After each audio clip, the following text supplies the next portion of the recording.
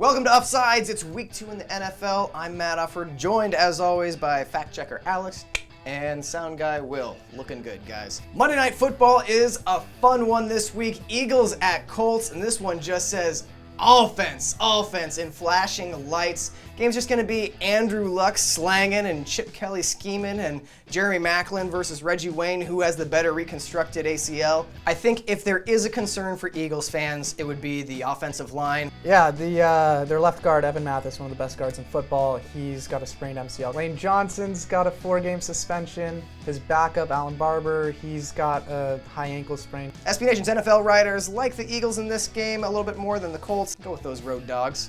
What about you? I'm going to call Colts 34-31. It's going to be a push. And you like the Colts in a shutout? Yeah, pretty much. All right. Here's a fun one early on Sunday. Patriots at Vikings. Pats coming off a stinging loss against their rivals in Miami.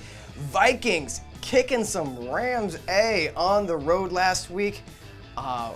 Very surprising output from the Vikings team. Coach Mike Zimmer, early favorite for Coach of the Year. Snap judgment. I'm calling it now. Vikings 16-0, right? Oh, they're on pace to. At this rate. Pats fans want to find a positive. Their last 0-1 start was in 2003. They would go on to win the Super Bowl that year. So this is basically a Super Bowl preview. Yeah. It's going to be Pats-Vikings. Holy crap, you're right. Are we done? I'm taking the next 3 months off. Sweet. Good work, guys.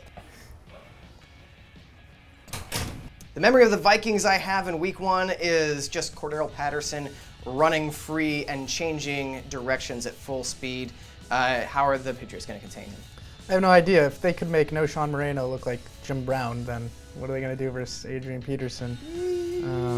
Gronk watch. He's back. Meh.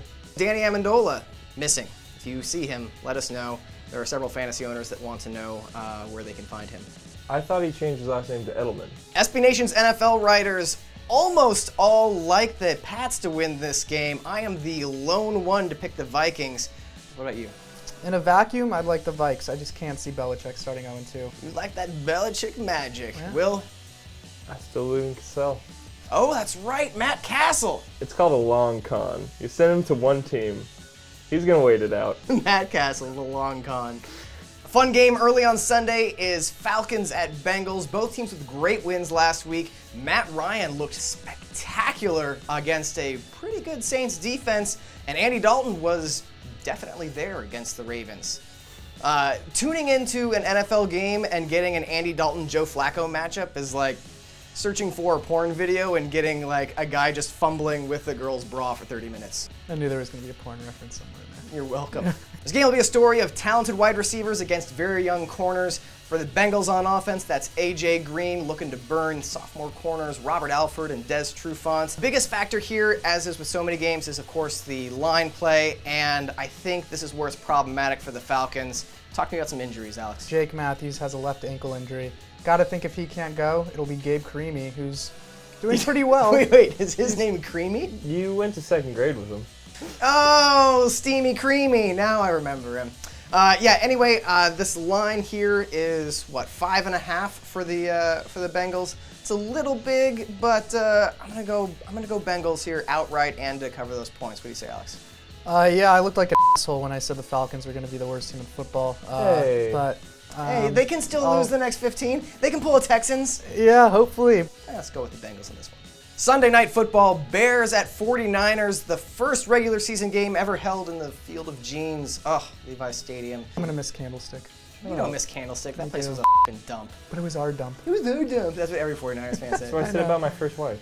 The last time we saw these two teams play, Colin Kaepernick was making his first start ever, 32-7. Kaepernick smoked him. The biggest story of the game is the Bears' strength, their monster wide receivers against the Niners' weakness, which would be their secondary. Got a ton of injuries. Alex? Niners injuries in the secondary. You got Tremaine Brock starting left corner. He's got a bum toe. Brock. Antoine Bethea was concussed a few weeks ago. Eric Reed had 2 concussions in 2 months last year.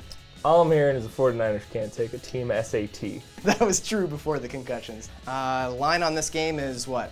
Niners by 7.5. Niners by set. That is a big line, and a team that can score like the Bears.